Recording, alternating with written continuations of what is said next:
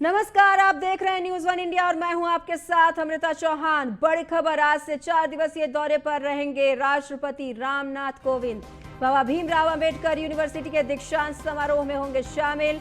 27 को लखनऊ में सैनिक स्कूल की हीरक जयंती वर्ष पर पोस्टल स्टाम्प का विमोचन करेंगे। साथ ही स्कूल के 1000 क्षमता वाले ऑडिटोरियम का लोकार्पण करेंगे। तो ये ऑडिटोरियम 1000 क्षमता वाला बताया जा रहा है, जिसका लोकार्पण करेंगे खुद राष्ट्रपति रामनाथ कोविंद। स्कूल में बालिकाओं के छात्रावास की आधारशिला भी रखेंगे। 28 को गोरखनाथ विश्वविद्यालय का उद्घाटन करेंगे। 29 को अयोध्या में रामलला के दर्शन भी करेंगे। तो आज से 4 दिवसीय दौरे पर हैं राष्ट्रपति रामनाथ कोविंद और 4 दिनों के दौरे में अलग अलग उनका कार्यक्रम है। उत्तर प्रदेश में वो रामलला के दर्शन के लिए भी जाएंगे। स्कूल के छात्रावास का आधारशिला रखेंगे। ऑडिटोरियम जो 1000 क्षमता वाला ऑडिटोरियम है, उसका भी उद्घाटन करेंगे। राष्ट्रपति के अयोध्या दौरे की तैयारियों का भी जायजा लिया गया था और उनके आने से ठीक पहले अधिकारियों ने भी यहां पर तैयारियों का जायजा लिया। खुद सीएम योगी आदित्यनाथ ने तैयारियों का जायजा लिया था गोरखपुर पहुंचकर कि किस तरह से तैयारियां की गई है, कोई कमी न रह जाए राष्ट्रपति के आगमन में, उनके स्वागत में। तो 28 को गोरखनाथ विश्वविद्यालय का उद्घाटन करने वाले हैं रामनाथ कोविंद। 29 को अयोध्या में रामलला के दर्शन भी करेंगे। नीलेश चौहान लखनऊ से जुड़ गए हैं हमारे साथ ज्यादा जानकारी के लिए। नीलेश, क्या कुछ तैयारियां हैं? लगातार आप नजर रख रहे हैं, कल किस तरह से परेड की गई, आज जब वो खुद आने वाले हैं राष्ट्रपति? देखिए, बिल्कुल उत्तर प्रदेश के 4 दिवसीय दौरे पर राष्ट्रपति रहेंगे। ऐसे में उत्तर प्रदेश की राजधानी की अगर हम बात करें तो सुरक्षा व्यवस्था के पुख्ता इंतजाम किए गए हैं, चाहे एयरपोर्ट की हम बात करें या फिर राजभवन के आसपास की बात करें। उसके अलावा पूरे रोड मैप का जो यातायात है उसको परिवर्तित कर दिया गया है। उन तमाम जगहों पर डाइवर्जन किया गया है जिन रास्तों से होकर राष्ट्रपति रामनाथ कोविंद एयरपोर्ट से राजभवन पहुंचेंगे। 11:30 बजे वो एयरपोर्ट पर पहुंचेंगे, जिसके बाद वहां से वो सीधा निकलकर राजभवन जाएंगे। करीब 12 बजे वो राजभवन पहुंच जाएंगे। वहां पर कुछ देर आराम करने के बाद शाम के अगर हम कार्यक्रमों की बात करें तो बाबा साहब भीमराव अंबेडकर विश्वविद्यालय में आज दीक्षांत समारोह, जिसमें राष्ट्रपति रामनाथ कोविंद के साथ उत्तर प्रदेश की राज्यपाल आनंदीबेन पटेल और उत्तर प्रदेश के मुख्यमंत्री योगी आदित्यनाथ कार्यक्रम में शिरकत करेंगे। जिसमें राष्ट्रपति रामनाथ कोविंद जो मेधावी छात्र हैं, जो टॉपर छात्र रहे हैं, जिन्होंने विश्वविद्यालय का गौरव बढ़ाया है, मान बढ़ाया है, ऐसे छात्रों को वो मेडल और डिग्री देंगे। तो ऐसे में ये कहा जा सकता है कि उसके बाद सावित्रीबाई फुले छात्रावास का भी शिलान्यास इनके द्वारा किया जाएगा। तो कहीं ना कहीं आज के कई बड़े और अहम कार्यक्रम है राष्ट्रपति रामनाथ कोविंद के। उत्तर प्रदेश के दौरे की अगर हम बात करें तो उत्तर प्रदेश के जो 4 दिवसीय दौरे पर रामनाथ कोविंद रहेंगे, तो ऐसे में उनकी सुरक्षा व्यवस्था की अगर हम बात करें या यातायात व्यवस्था की बात करें तो तैयारियां लगभग हर जनपद में पूरी हो चुकी हैं। नीलेश, तैयारियां तो बहुत अच्छी हुई होंगी, जायजा भी लिया है खुद सीएम योगी आदित्यनाथ ने, डिप्टी सीएम ने भी जायजा लिया है। सवाल ये है कि आगामी विधानसभा चुनाव होने हैं प्रदेश में और यहां पर राष्ट्रपति पहुंचने वाले हैं, वो संबोधन भी देने वाले हैं। उनका संबोधन कितना खास होगा इस दौरान?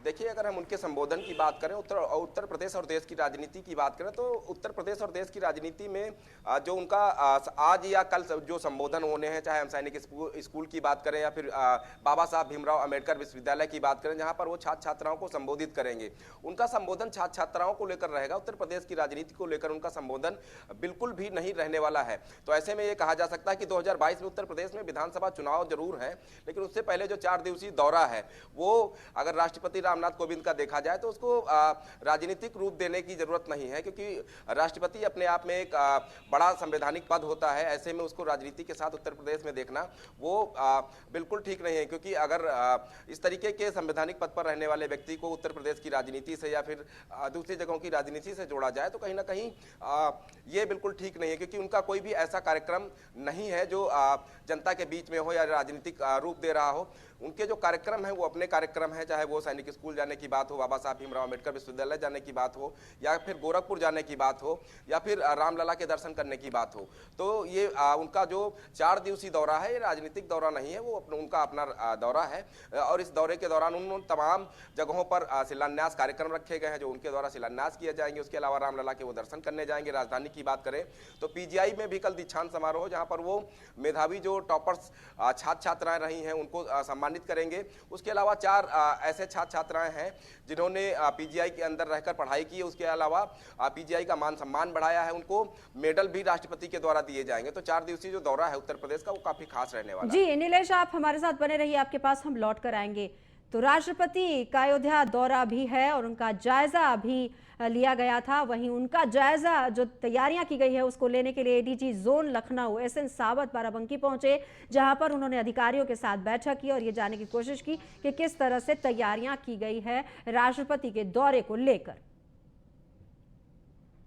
आज आने का मुख्य उद्देश्य यही था कि महामहिम महोदय का जो प्रस्तावित ट्रेन जर्नी के संबंध में सुरक्षा व्यवस्था के संबंध से उसका रिव्यू करने के लिए हम लोग आए थे। यहाँ पर हम आईजी साहब, डीएम साहब और यहाँ पे हमारे जो रेलवे के एसपी साहब, जीआरपी के, और उसके साथ हमारे पुलिस अधीक्षक तथा उनके पूरी टीम यहाँ पर मौजूद थे। और सभी से किस प्रकार आपसी समन्वय अच्छा रहेगा और सुरक्षा का क्या क्या मुख्य व्यवस्था करना है उसका। खबर लखनऊ से। ऑक्सीजन हॉस्पिटल के डॉक्टरों की बड़ी लापरवाही सामने आई है। डॉक्टरों की लापरवाही से 42 वर्षीय एक शख्स की मौत हो गई है। मृतक के परिजनों ने मोहन रोड को जाम कर दिया है। हॉस्पिटल के डॉक्टरों की कई बार लापरवाही भी सामने आ चुकी है। अस्पताल के मालिकों पर कार्रवाई नहीं होती है, ये आरोप है परिजनों का। थाना पारा क्षेत्र का ये मामला बताया जा रहा है। दरअसल ऑक्सीजन हॉस्पिटल में लापरवाही का मामला सामने आया है और एक शख्स की मौत हो गई है। और नीलेश चौहान हमारे साथ जुड़े हुए हैं। नीलेश, ये पूरा मामला है क्या?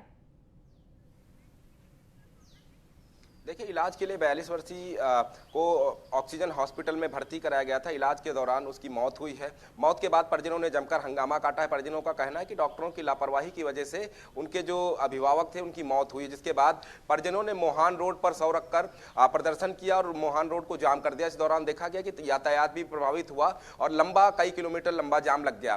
पूरी घटना पारा थाना क्षेत्र की है, जहां पर ऑक्सीजन हॉस्पिटल के नाम से एक हॉस्पिटल संचालित हो रहा है। वहीं पर 42 वर्षीय युवक को इलाज के लिए भर्ती कराया गया था। इलाज के दौरान उसकी मौत हुई थी। परिजनों का आरोप है कि डॉक्टरों ने लापरवाही बरती है। डॉक्टरों की तरफ से जो इलाज होना चाहिए था वो नहीं मिला है, इसी की वजह से उनकी मौत हुई। जिसके बाद मोहान रोड को जाम किया गया। भारी संख्या में परिजनों की तरफ से लोग थे। आसपास मोहल्ले के लोग एकत्रित होकर ऑक्सीजन हॉस्पिटल के ऊपर कार्रवाई करने की मांग कर रहे थे। उसके अलावा उनका कहना था कि ऑक्सीजन हॉस्पिटल में जिन डॉक्टरों के द्वारा इलाज किया जा रहा है उनकी जांच हो और अस्पताल प्रशासन की जांच हो, क्योंकि अस्पताल प्रशासन और डॉक्टरों की लापरवाही की वजह से 42 वर्षीय व्यक्ति की मौत हुई है। तो ऐसे में कोई भी जिम्मेदार अधिकारी उनकी सुनने को तैयार नहीं था, जिसके बाद उन्होंने मोहान रोड पर सौ रखकर प्रदर्शन किया और कई किलोमीटर लंबा जाम लग गया। जिसके बाद भारी संख्या में पुलिस बल पहुंचा और काफी समझाने बुझाने के बाद रोड को खाली कराया गया। आश्वासन दिया गया है कि पूरे प्रकरण की गंभीरता से जांच होगी, जो दोषी उनके खिलाफ सख्त कार्रवाई की जाएगी। ये जो अस्पताल प्रशासन है उससे बात करने की कोशिश की आपने, उनका क्या कहना है कि उन पर इतने गंभीर आरोप लग रहे हैं? देखिए, बिल्कुल जब अस्पताल प्रशासन से ऐसे मामलों में बातचीत की जाती है तो उनका साफ तौर पे कहना यही होता है कि परिजनों ने हंगामा सिर्फ इसलिए किया है क्योंकि उनको पैसा ना भरना पड़े। अस्पताल, चाहे ऑक्सीजन अस्पताल की बात करें या राजधानी में जो दूसरे प्राइवेट अस्पताल संचालित हो रहे हैं, जब कहीं किसी मरीज की मौत होती है या लापरवाही उजागर होती है तो अस्पताल प्रशासन का एक ही सुर में एक ही चीज कहना होता है कि परिजनों का आरोप जो है वो गलत है।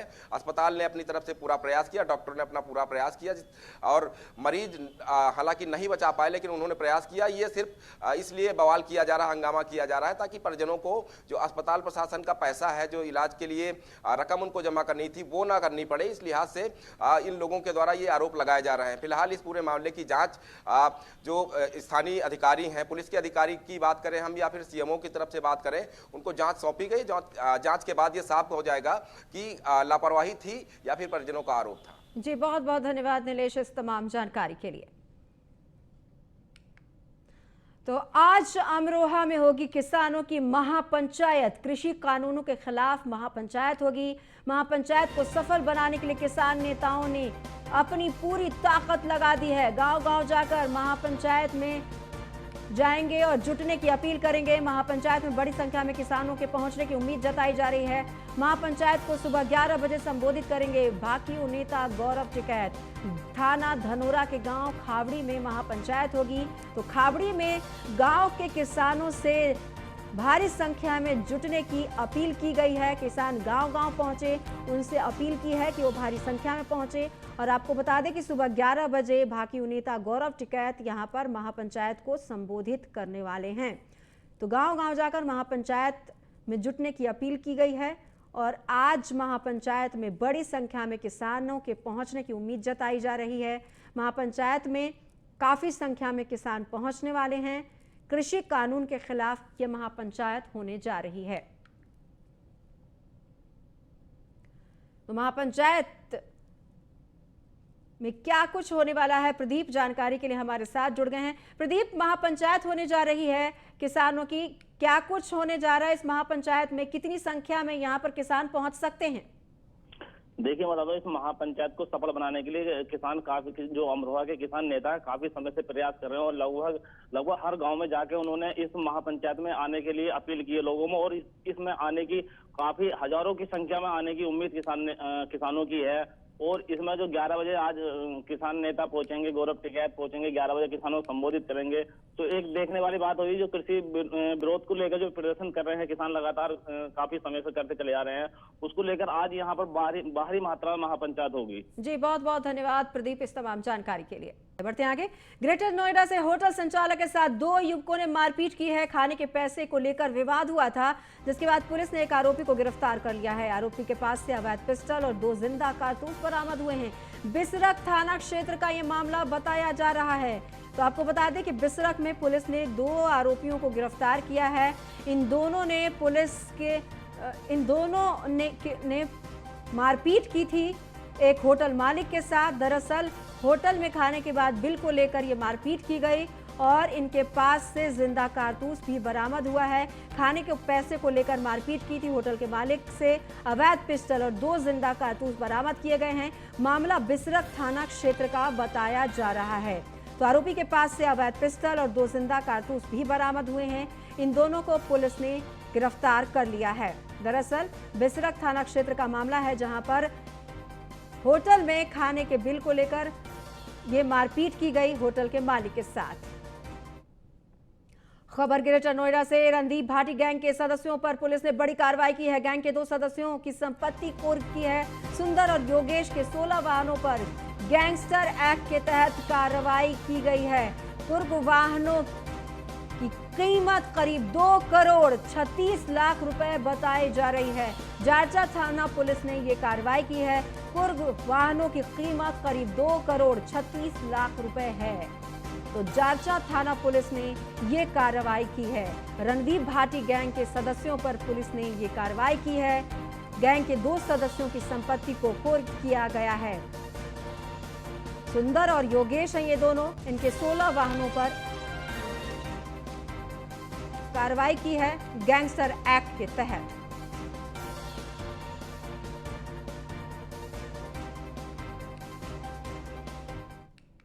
रायबरेली से खबर, जहां पर तबरेज राणा का वीडियो सामने आया है। वीडियो में फायरिंग कर रहे हैं तबरेज राणा। मशहूर शायर मुनव्वर राणा के बेटे हैं तबरेज राणा। वीडियो में फिल्मी गाने पर फायरिंग कर रहे हैं। एक्सक्लूसिव तस्वीरें आपको सबसे पहले न्यूज़ 1 इंडिया पर हम आपको दिखा रहे हैं। तो तबरेज राणा मशहूर शायर मुनव्वर राणा के बेटे हैं और आपको यह खबर हम आपको बरेली से दिखा रहे हैं। तबरेज राणा का यह वीडियो सामने आया है। वीडियो में फायरिंग कर रहे हैं तबरेज राणा। मशहूर शायर मुनव्वर राणा के बेटे हैं तबरेज राणा। वीडियो में फिल्मी गाने पर फायरिंग कर रहे हैं।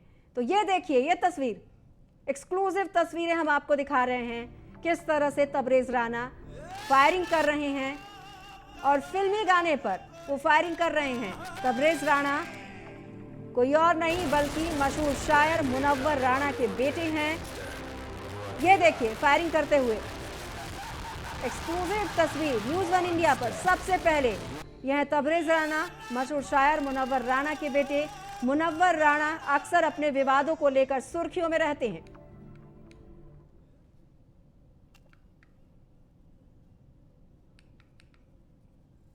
गाजियाबाद में दबंगों के हौसले बुलंद है। दबंगों ने युवक पर लाठी डंडों से हमला कर दिया। मारपीट का ये वीडियो वायरल हो गया है। घंटाघर थाना क्षेत्र की पंचवटी कॉलोनी का ये मामला बताया जा रहा है। तो दबंगों ने युवक पर लाठी डंडों से हमला किया है। मारपीट का ये वीडियो वायरल हो गया है। तो घंटाघर थाना क्षेत्र का ये मामला है, गाजियाबाद का ये मामला है, जहां पर दबंगों ने युवक पर लाठी डंडों से हमला किया। मारपीट का ये वीडियो वायरल हो गया है। घंटाघर थाना क्षेत्र का ये मामला है।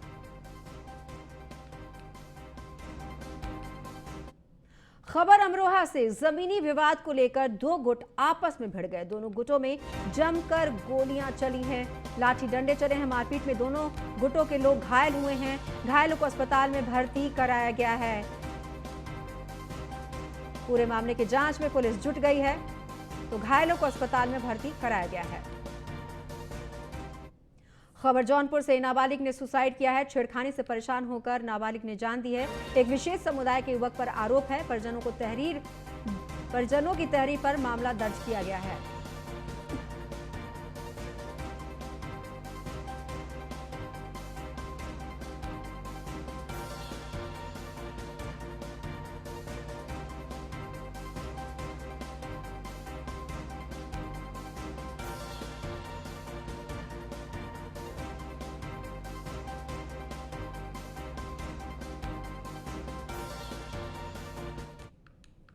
तो आपको बता दें कि दरअसल इस युवती को परेशान कर रहे थे शोहदे, जिसके बाद परेशान होकर इस युवती ने खुदकुशी कर ली। बढ़ते आगे। खबर फिरोजाबाद के से है, जहां पर दो युवतियों को प्रेमियों ने बहला फुसला दिया और उसके बाद क्या हुआ ये हम आपको बताते हैं। दरअसल फिरोजाबाद में यहां पर प्यार का मामला बताया जा रहा है। दो प्रेमियों का मिलना गुनाह हो गया है। प्रेमियों के बीच युवती के घर वालों ने पहले दोनों को बहला फुसलाकर दिल्ली से घर लेकर आए और फिर गला दबाकर हत्या कर दी। दोनों शवों को यमुना में फेंक दिया। परिजनों ने दोनों की आखिर हत्या क्यों की, देखिए इस रिपोर्ट में। फिरोजाबाद में हॉरर किलिंग। कातिल पिता की करतूत आई सामने। झूठी शान के चलते प्रेमी युगल की हत्या। पिता बना बेटी के प्रेम का दुश्मन। बेटी और उसके प्रेमी की गला दबाकर हत्या। हत्या के बाद शव को नदी में फेंका। झूठी आन बान और शान के चलते आज भी समाज में लोग प्रेम विवाह करने वालों के जान के दुश्मन बन जाते हैं। प्रेमी और प्रेमिका के बालिग होने के बावजूद उनका प्रेम विवाह स्वीकार नहीं किया जाता। ऐसे लोगों की मनमानी के चलते अक्सर प्रेमी जोड़ों को मौत के घाट उतार दिया जाता है। फिरोजाबाद में एक ऐसा ही हॉरर किलिंग का मामला सामने आया है, जहां एक पिता ने अपनी ही बेटी और उसके प्रेमी को मौत के घाट उतार दिया। दोनों की हत्या कर आरोपी पिता ने शव को यमुना नदी में फेंक दिया। दरअसल सिरसागंज थाना इलाके के जहांगीरपुर गांव के रहने वाले उत्तम यादव और नेहा दोनों 31 जुलाई को अचानक घर से लापता हो गए थे। लेकिन लड़की के परिजन दोनों को खोजकर अपने घर ले आए और दोनों की हत्या कर दी। इसके बाद दोनों के शव को नसीरपुर थाना क्षेत्र में बटेश्वर वाली रास्ता पर बने पुल से यमुना नदी में फेंक दिया। 31 तारीख से उत्तम सिंह घर से गायब थे। तो लड़की नेहा है, तो देवराम की लड़की है। कौन से गांव में? जहांगीरपुर, थाना सिरसागंज। तो जब देवराम को पकड़ा गया पुलिस ने, तब उन्होंने नाम लिया कि हमने काट के 2 तारीख बता रहे हैं, 2 तारीख को जमुना जी में डाल दी। 7 तारीख को हमने FIR की, 10 तारीख को 364 का मुकदमा लिखा गया। हालांकि इस पूरे मामले में एक नया मोड़ तब आया जब 12 अगस्त को युवक के परिजनों ने घटना की जानकारी पुलिस को दी। पुलिस ने गुमशुदगी दर्ज कराकर उत्तम की तलाश शुरू कर दी। जांच के दौरान पुलिस ने संदेह के आधार पर लड़की के पिता को हिरासत में लिया। पूछताछ में लड़की के पिता ने अपना गुनाह कबूल कर लिया। दोनों की हत्या में लड़की के पिता, उसके चाचा और पिता के एक सहयोगी शामिल हैं। जो लड़की का बाप है देवीराम, ये अपने भाई को 5-6 लोगों को लेके गया दिल्ली। वहाँ से लड़की को ले आया और लड़की को काफ़ी समझाया कि मान जाओ, जो भी किया उसने, जो बता रहा था मैंने उसका पूरा इंट्रोगेशन किया है और तफसील से बात की है उससे, तो नहीं मानी लड़की। तो इन्होंने अपने भाई के साथ मिलके लड़की का गला दबाया, जैसा वो बता रहा है। अभी डेड बॉडी नहीं मिली है, हमारी टीम वहाँ पे कॉम्बिंग भी कर रही है और जो है नदी में तलाश भी कर रही है। आगरा की पीएसी भी आ गई है लड़की। तो जैसा उसने बताया कि हमने गला दबा करके उसको पटेश्वर पुल के पास से नदी में फेंक दिया है। अब वो गिरफ्तार है, कब्जे में हिरासत में है हमारे।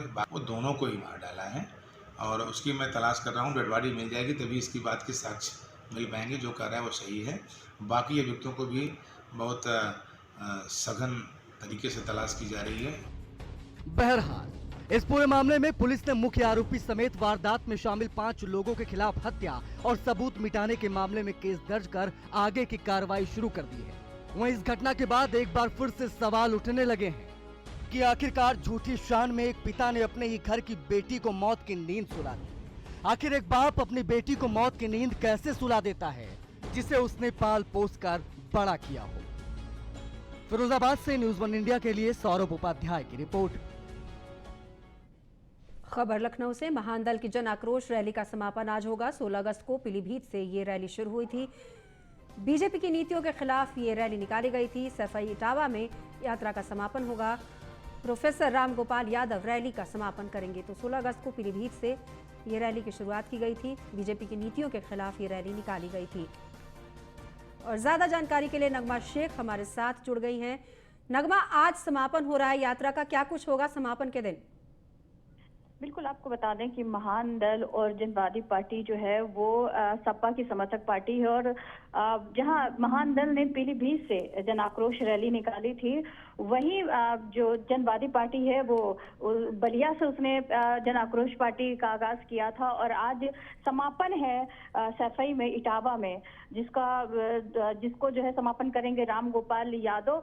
तो ये जो पार्टियां हैं ये सब समाजवादी पार्टी के समर्थक पार्टियां हैं और इनका मेन जो कारण था कि 2022 का जो चुनाव है वो करीब है। ऐसे में बीजेपी की जो नीतियां हैं उनके खिलाफ ये रैली निकाली गई थी। साथ ही जनता के बीच जाकर जिस तरह से कानून व्यवस्था को लेकर या फिर कहें कि किसानों को लेकर, नौजवानों को लेकर, बेरोजगारी के मुद्दों को लेकर जनता के बीच जाना था मेन मकसद जो इस रैली का था। और जो बीजेपी की सरकार के खिलाफ जो नीतियां थी उनको उजागर करके जनता के बीच जाना था। तो कहीं ना कहीं 2022 के चुनाव में फायदा उठाने के लिए ये सारी रैलियां निकाली गई हैं। और अखिलेश यादव जो कि समाजवादी पार्टी के राष्ट्रीय अध्यक्ष हैं, उनका साफ तौर पर कहना है कि जिस तरह महान दल पार्टी है और जनवादी पार्टी, उनका समर्थन मिलने के बाद उत्तर प्रदेश में सरकार बनने से कोई भी रोक नहीं पाएगा। जी नगमा, आज आखिरी दिन है और पूरी कोशिश की जा रही है कि आगामी जो विधानसभा चुनाव होने हैं अगले साल, उसकी तैयारियों में कोई कमी न रह जाए। आज क्या लगता है कितनी संख्या में लोग जुटेंगे, जबकि आज रैली जो है आखिरी दिन है उसका? बिल्कुल, आपको बता दें कि लगातार कई जिलों में महान दल की रैली, जन आक्रोश रैली जो है वो कई जिलों से होते हुए, पीलीभीत से, रायबरेली से होते हुए इटावा में पहुंची हो, जहां पर समापन है। तो हजारों की तादाद में जो कार्यकर्ता हैं वो मौजूद रहेंगे। इसके अलावा राम गोपाल यादव मौजूद रहेंगे। तो कहीं ना कहीं जो लोग हैं, जो कार्यकर्ता हैं, वो चाहे समाजवादी पार्टी के हो या महान दल के हो या जनवादी के हो, वो सब एक होकर, इकट्ठा होकर आज समापन करेंगे और जिस तरह सरकार की जो नीतियां हैं उनके खिलाफ आवाज नगमा, आज इकट्ठा होंगे, उनके कार्यकर्ता खुद होंगे, आज उनको कोई संदेश देने की कोशिश करेंगे अपने मंच से आगामी चुनाव की रणनीति को लेकर? बिल्कुल, जाहिर सी बात है, लगातार जिस तरह बैठकें चल रही हैं और जनता के बीच जाकर सरकार की नीतियों के जो नीतियां हैं उनके खिलाफ आवाज उठाई जा रही है। साथ ही जिस तरह कार्यकर्ताओं से बूथ स्तर पर मजबूती की बात की जा रही है लगातार, क्योंकि एक बड़ी चुनौती है बीजेपी जो है वो बड़ी चुनौती है सपा के आगे और 2 नंबर पे सपा का स्थान रहा है उत्तर प्रदेश के अंदर। तो कहीं ना कहीं 1 नंबर पे आने के लिए, सरकार बनाने के लिए जो कार्यकर्ताओं पूरी कोशिश होगी। आपका बहुत बहुत धन्यवाद नगमा इस तमाम जानकारी के लिए। फिलहाल इस बुलेटिन में इतना ही। नमस्कार।